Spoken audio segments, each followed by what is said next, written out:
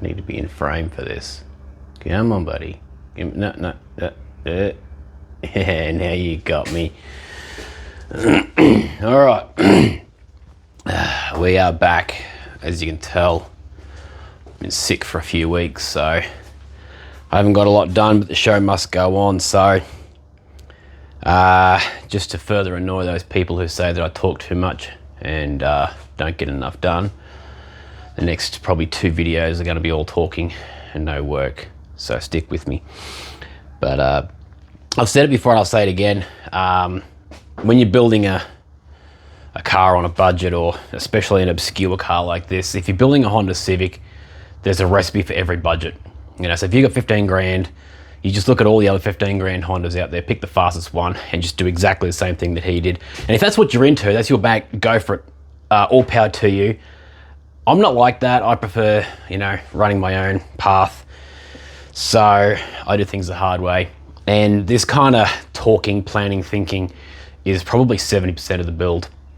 And today, obviously, you've read the title, we're going to be looking at the brakes. Now, if you've watched the channel, you'll know that probably half of what I'm doing here is trying to bust a lot of the internet myths. And anything, if you've ever asked a question on social media regarding any sort of safety system, especially if you've been unfortunate enough to use the word cheap or budget, you'll know the amount of crap that you get over it. And brakes is probably one of the worst ones. So I'm gonna upset a number of people by busting a few myths on brakes. Now, I'm not an expert, but I've done it for enough years successfully to know what's crap and what's not. So the reason that I'm going into this in such depth is because this car has a stock braking system in it, obviously, which is an ABS system. It's a pretty clunky old ABS system, but it does kind of work. On track, it's not great. It's sort of unpredictable as you come into a corner. Sometimes you get more brakes than others.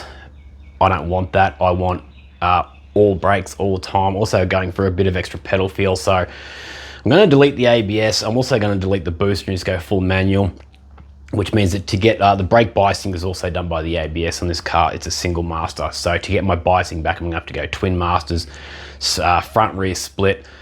And a lot of people just change their braking components without even thinking. They'll just run the stock system with new calipers on there, or,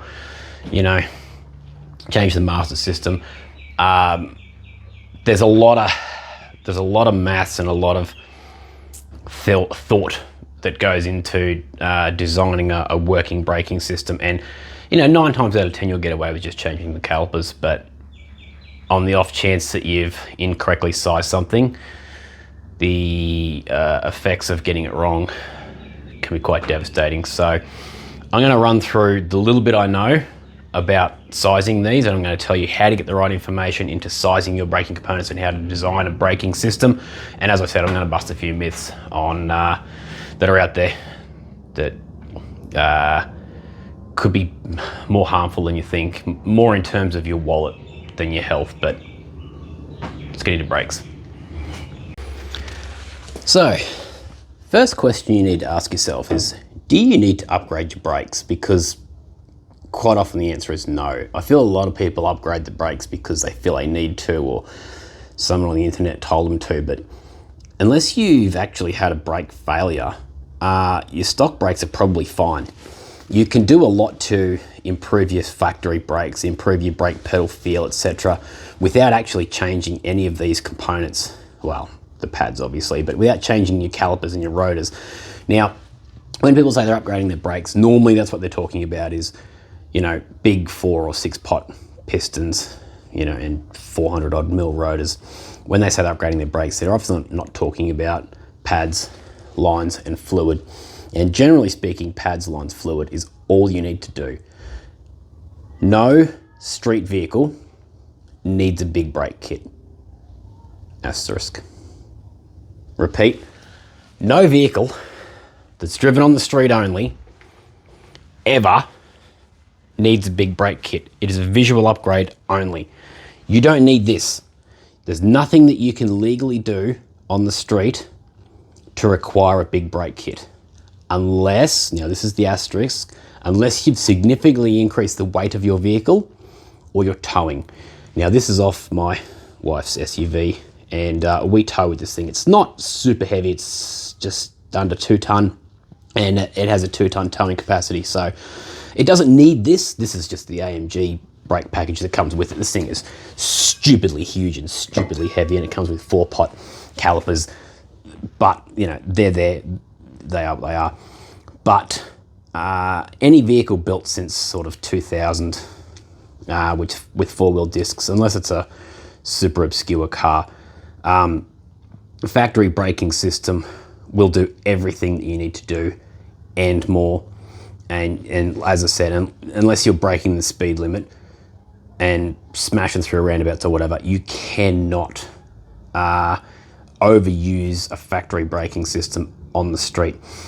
Now, I know there's going to be a lot of people screaming, oh, my girlfriend's other boyfriend with the big pecs and the chiseled abs changed his brakes, put a Brembo 4-pot caliper on it, and new master cylinder and whatever else, and spent $4,500. Now the brakes feel fantastic.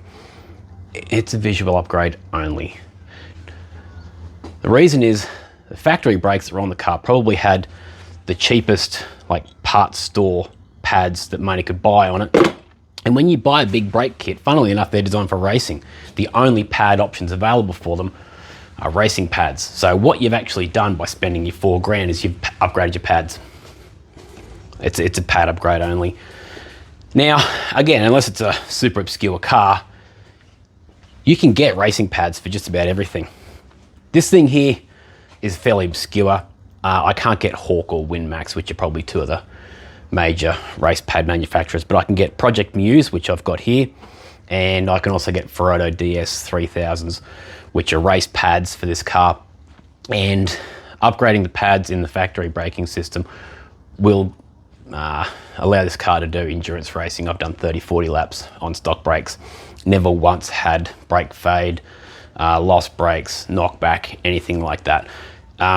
Simply upgrading the pads in the stock system is enough for pretty much every car on the road that is a street car or a track car. You don't need to spend $4,000 on your brakes.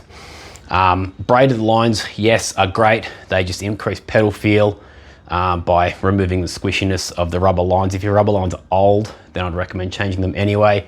And fluids. Fluids, yeah, it's cheap insurance.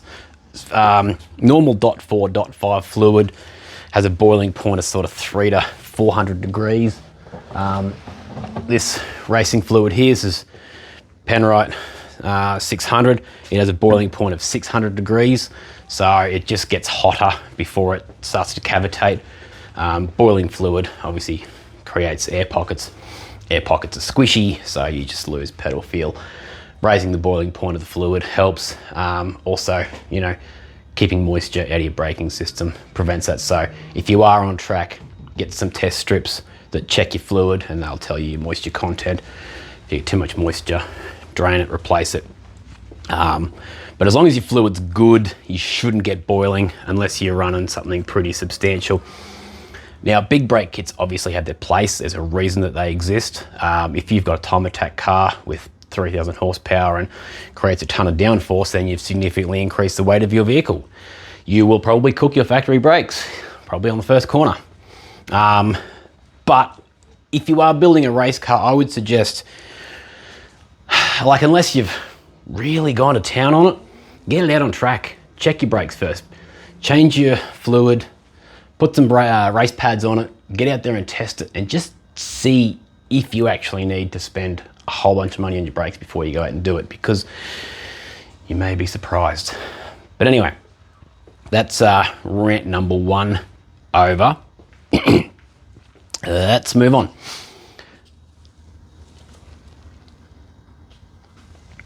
I love a good coffee. The other thing about changing components out is everything in the vehicle is matched. The size of the master cylinder to the size of the pistons in the calipers and the pedal throw and everything like that. is all balanced, so you get the right amount of fluid in the right place at the right time. You don't run out of pedal 3, you don't run out of pad, etc, etc. So there's a piston in the master cylinder which pushes forward, pushes fluid out of there, which runs down through the whole system, and the fluid pushes on the pistons in the calipers. I know you probably know all this, but for those that don't, there's the piston in this nicely covered spiderwebby bastard, and the fluid sits in behind that and pushes out. So it's a piston just like a normal engine piston, and it obviously takes a certain amount of fluid to be able to push that out. Now, it doesn't move much. The pads are pretty much in contact with the rotor all the time. You're just increasing the pressure on the rotor, between the pad and the rotor. So it doesn't take a lot of fluid, but it does take fluid. So if you significantly increase the size of your piston, so for instance, if you go from a single piston system to 4 pistons, which are all the same size, now you need 4 times as much fluid to make your brakes connect. If you do that on all 4 corners, don't change the size of your master cylinder, all of a sudden your master cylinder is not going to produce enough fluid to clamp your calipers. And this is a worst case scenario. Most people can get away with it because most master cylinders are pretty big, but there is a chance that if you don't match your new calipers to your existing braking system, you can run out of pedal. There's also different sizes of master cylinder in like diameter. Now, the smaller the diameter, you would think, you know, oh, well, that's for small brakes, and the bigger one's for bigger brakes. No, the bigger one produces, dispels more fluid at a lower pressure. The smaller one displaces less fluid at a much higher pressure. So you want to use the smallest master cylinder you can, because it will limit, it will reduce the amount of pressure that you need to put on the pedal to be able to stop the car. Again, if it's too small, you run out of pedal.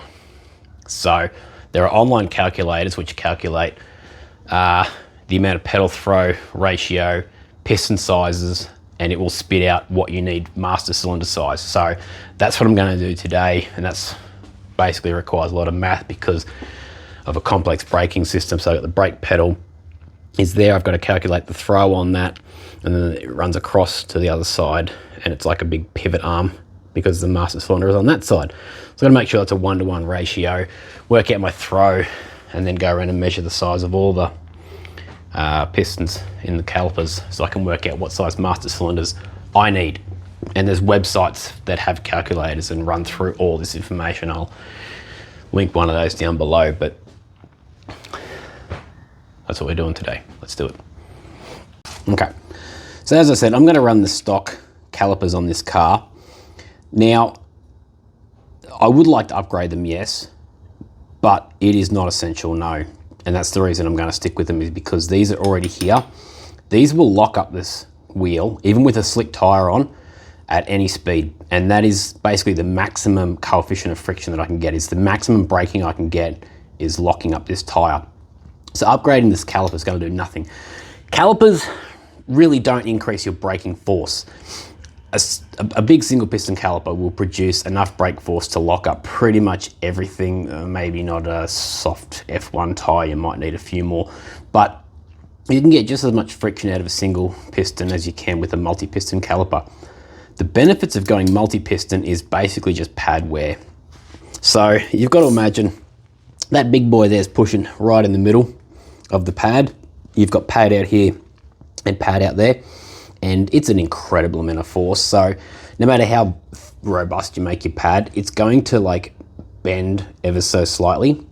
So you're going to get more pressure in the middle than the outsides, and your leading edge tends to like bite in more to the rotor than the trailing edge. So you'll get uneven, and of course this is a single piston, so it's a sliding caliper as well.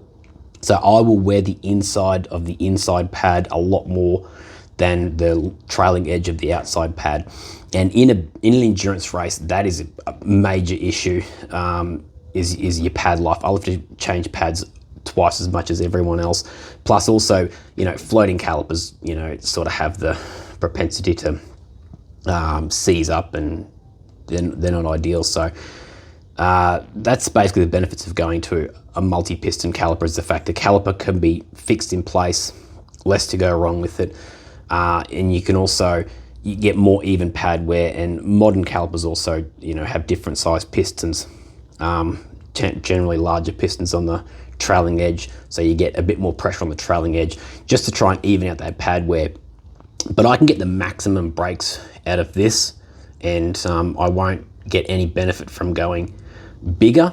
I don't need to get rid of any more heat. I don't overheat these brakes. I just, I just have to buy more pads.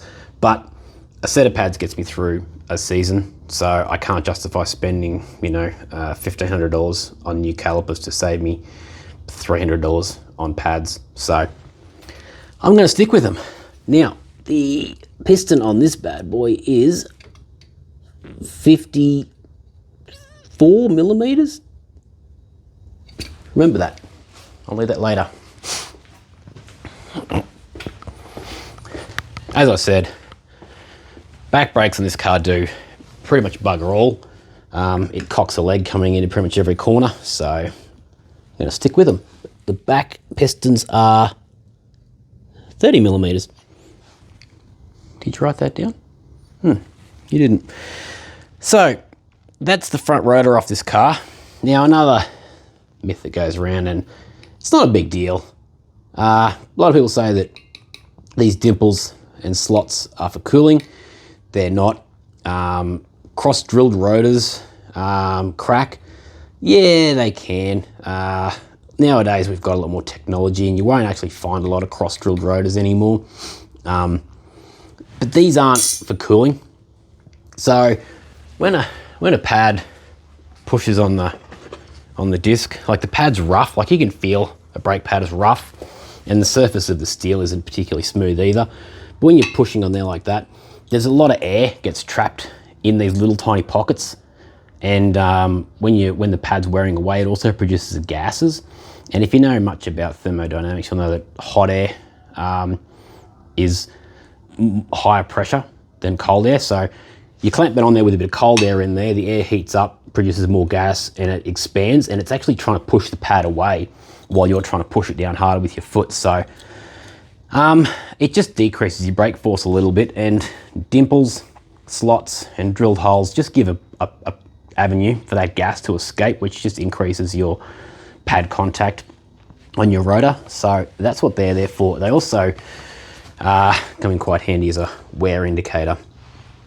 Your actual cooling, there may be some residual cooling effect from dimples and slots and stuff, but your actual cooling is in here. These are your ventilation fins. Now, this is a sort of a proprietary design by DBA. They call it a kangaroo paw, and it actually vents itself. So you can sort of, I don't know if you can really see it or not, but every now and then you find a little bit of a light patch in there. So it actually sucks and blows from the same side.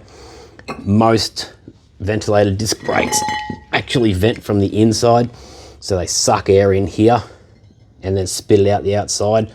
People that say that centrifugal force doesn't exist, I don't know how this actually works, but anyway, air goes in, gets spat out through the sides of it. So if you're doing cooling ducts, push it into the inside of your rotor, not the front of your rotor, because that's how that works. So anyway, as I was saying, this is the rotor that I'm running on here. It's about a 283. It's big enough to do what I need to do. So I'm going to get that on there. I'm going to take that off. But actually no, I don't need to put that on there. I can measure it right here. See, I told you I was sick of even doing dumb shit. Fucking what an idiot. So the next thing I need to measure is my pedal throw. Now, I've just touched up several parts of this cage, so I don't actually know what's wet and what's not anymore. But I will measure that. So you need to push the pedal to the floor. You need to measure basically how far the pedal moves, and then you also need to measure how far the rod moves. Now that's easy for me because the rod is over there. So I can push the pedal here, measure it over there. For you, it might be a two-person job. because the rod's normally on the inside of the car, push on the master cylinder. So I'll measure the pedal and I'll measure the throw there. I'll measure the throw there. And I will also measure the throw here, which means I'll have to take this off. Actually, no, I won't. I'll be able to get to it from underneath. See? Sick. Idiot. Just doing dumb shit constantly. I can measure it right there. So I'll need to measure it in 2 points there, just to make sure that my ratio is 1-to-1, which I'm assuming my ratio is 1-to-1 because left and right hand cars both use the same master cylinder. So it'll have to be 1-to-1, otherwise one car would have different brakes to another car. See, just fucking dumb shit, just 24/7. I get sick, I just bleh, it comes out, just out of my face hole constantly, just fucking shit, just dribbles. So, I just need to measure how far the pedal moves and how far the fucking master cylinder moves. Let's do that. Last thing I want to check before I go in, and it's for those people that have been freaking out about this brake line's been stretched here the entire time, as I do have some braided hell brake lines to go on this car. I just wanted to double check that they're actually the right ones, and I'm pretty sure they are. So I'll double check that before I go in, so I don't have to order any more of those. Just looking at this too, I've noticed that that little guy there is a brake pressure switch, which means that turns my brake lights off and on, as opposed to an actual physical switch on the pedal. So when I change my braking system, I'm going to need to either swap over to a pedal switch or make sure that the brakes that I've got have a spare port on them so I can run the pressure switch. I always assumed it was down there, but I can see a clutch switch on the clutch. But yeah, you're right, there is. Actually, no, look, what is that right there? Look, brake switch. I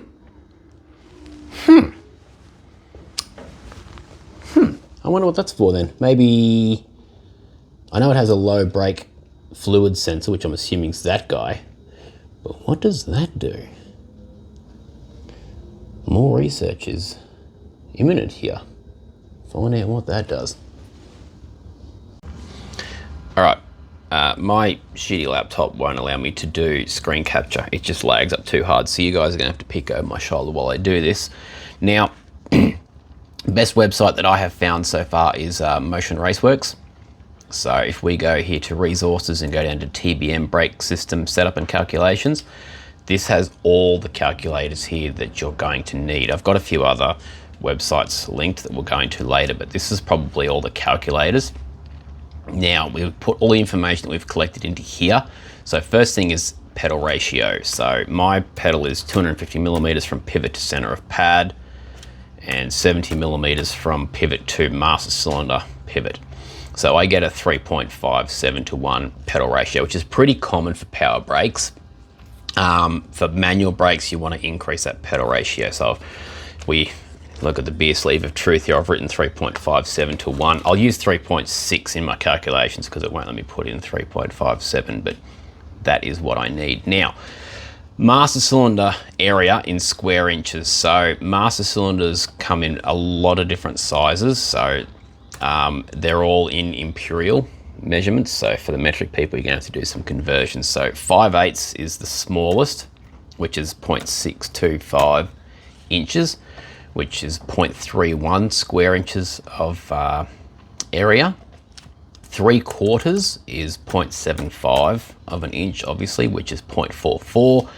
And 7/8, which is probably the biggest that I will need, is 875, which is 0.6 square inches. So we'll write those down because we'll need those later. Now we need to calculate the pressure of the master cylinder. Now it's a lot of good information up here. Recommends a normal operating pressure of 700 to 800 psi, maximum pressure of 1200 psi. So I'm going to use 1200 psi as my target for maximum pressure when I'm putting maximum force on the pedal. And it says your typical input force is 100 pounds by average weight and size of the driver, and it can vary. So you'll know F1 cars require like 120 or 150 kilos of pressure on the pedal to be able to stop the car. I don't want that much pressure. 100 pounds is about 45 kilos for anyone outside of the States. You can work out what you want quite simply with a bathroom scale. If your car is stripped out enough and the scales fit in the footwell, which is great, put something behind it so the scale sits flat with all 4 weight cells up against something, so a block of timber or whatever. Jump in the car, push on the scale as hard as you want to be pushing on the brakes at maximum pressure to lock them up, and then just read the dial. If they don't fit in the car, you can do it in the house. Just prop your back up against something, so sit up against a bed or a heavy piece of furniture, put the scales against the wall. I'd recommend a door frame because, you know, if you put it up against the gyprock or drywall, you'll probably end up pushing it through because you're putting a lot of weight on the scale. But just sit somewhere with your back up against something so that you're propped up like you are in a seat, push on the scales, work out approximately what weight you want, and then throw that in here. So I'm just going to use 100 pounds as a demonstration, which is 45 kilos, as I've said. If I put my 3.6 to 1 in here, and I'm probably aiming for a 3/4 master cylinder, so I'll put in here 0.44, which I don't think it allows. No, 0.5 is minimum. So I'll use 0.5, and we'll just have to remember that my master cylinder is a fraction smaller, so my pressures are going to be slightly higher. So that gives me 720 PSI at 100 pounds, which is working pressure, which is probably not too bad, but in case I need to go up to 1200, I need to work out what it's going to require. So let's say maybe 150 pounds, 1080, it's probably going to be a little bit, it'll be a little bit more than that because I'm using 0.44. Maybe 160. Yeah, I'd say 160 pounds of pedal pressure, which is 100 kilos. So that is a lot. That is basically my weight. So that's me standing on one leg. Yeah, so that's pretty extreme. If I want a 100-pound input to get me my 1200 PSI, then I'm going to need to increase the pedal ratio. So maybe 5 to 1 is 1,000. Actually, it's 100 pounds, so it'll be 6 to 1. Duh. 6 to 1 is 1200 PSI. It'll be a little bit less than that because I'm 0.44. So we'd probably be 5.5 to 1 pedal ratio. So what that means to get that is I need to move this pivot point. So that's the pivot point of the pedal. That's where the master cylinder attaches. I need to move that up closer to the pivot point there so that less force on the pedal creates more force on here through the theory of leverage. However, what that will do by moving that point up is it means that I'll have to move the pedal further to achieve the same stroke on the master cylinder. So we need to also make sure that we've got that because I've only got 100 millimeters of pedal throw, which is currently 28 millimeters at the master cylinder. And we'll go down a little bit further and we'll get master cylinder and pedal travel. So fluid requirements, I don't quite know yet. So we'll skip over that. Now, master cylinder fluid output. So master cylinder, let's use 3/4 as an example. So we worked out that the master cylinder travel distance, like I said, is I've got an inch of travel, so 28 millimeters will leave a few millimeters spare. So we've got 1 inch. Master cylinder area in square inches. Now we worked that out before was 0.44. Does it allow me to put 0.44 in here? It does. So obviously it's 0.44 because it's an inch. So I will displace the entire thing. At 0.44. So we will write that measurement down. We'll need it later. Now the fluid required by my brake system. So this here basically has all the stuff for the TBM calipers, which I do not have. I have factory calipers. So my piston size on the front is 54 millimeters, which is 2.1 inches. Number of pistons is 1. We'll do it side by side. Inches of pad movement per side. Now, it's not a lot. It's moving about a millimeter, which is about 0.025 of an inch. So we use 0.03 of an inch of pad movement because, like I said, the pad's already touching the rotor all the time. You're just clamping it. So I need 0.1.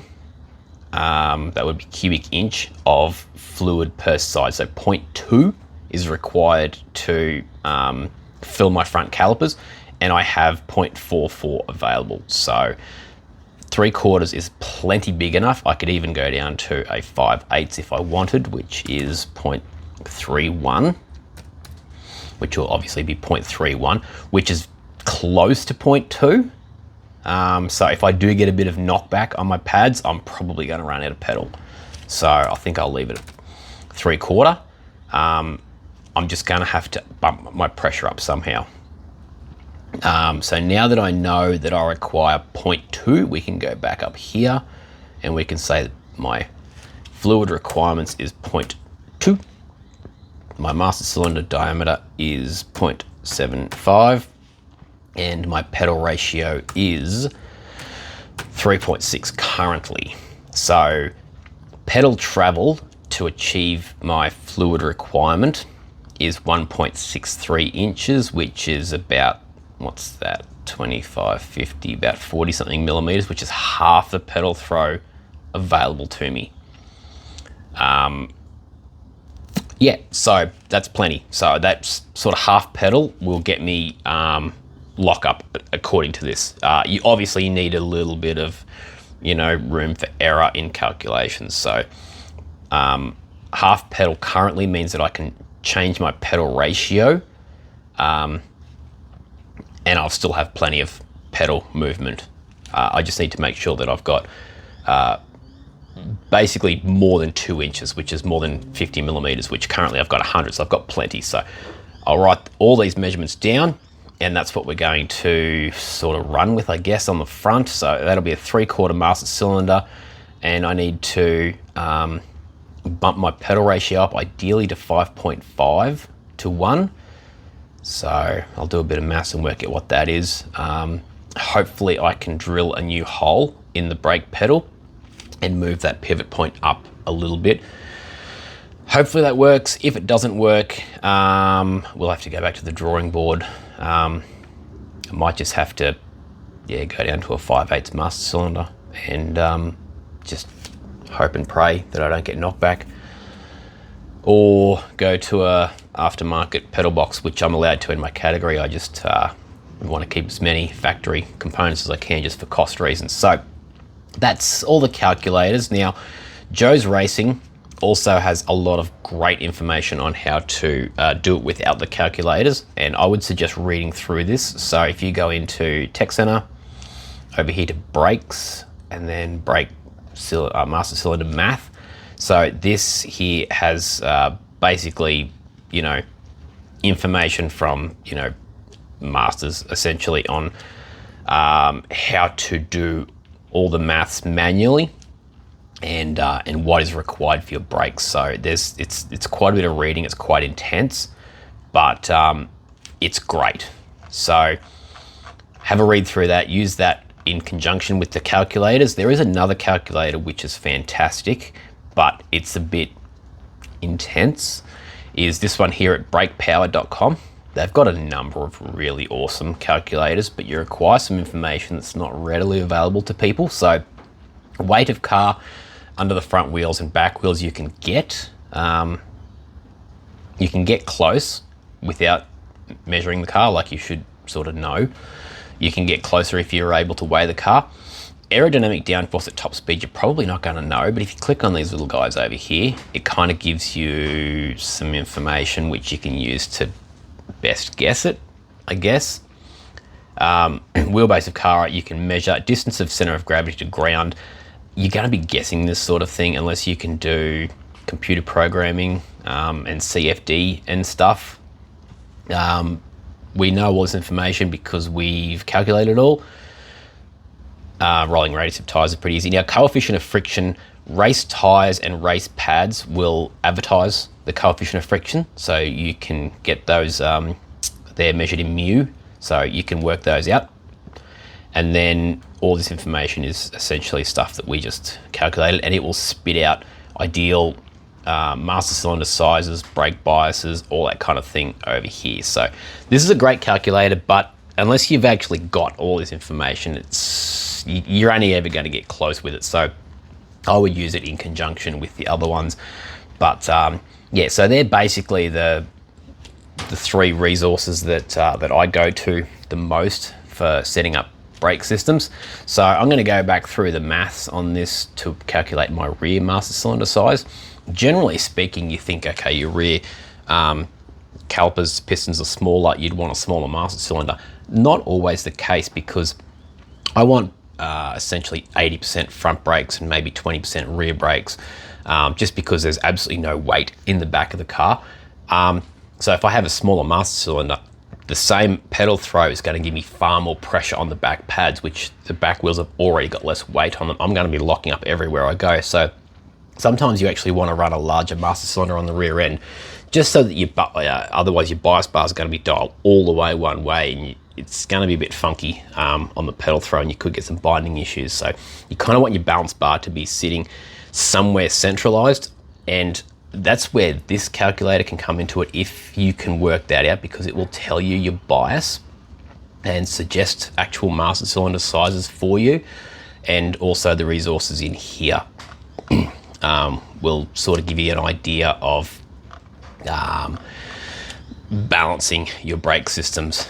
So yeah, I'll run back through for the back brakes. I will order them up, and when they arrive we can slap it on the car. I'm also going to have to do all new lines, which is going to be great, because I've got to try and straighten the line first, and then bend the line, and then flare the line, all without screwing up, which is not my strong suit. But anyway, that's the maths, that's brakes, that's how to cut through all the BS. Let's do it.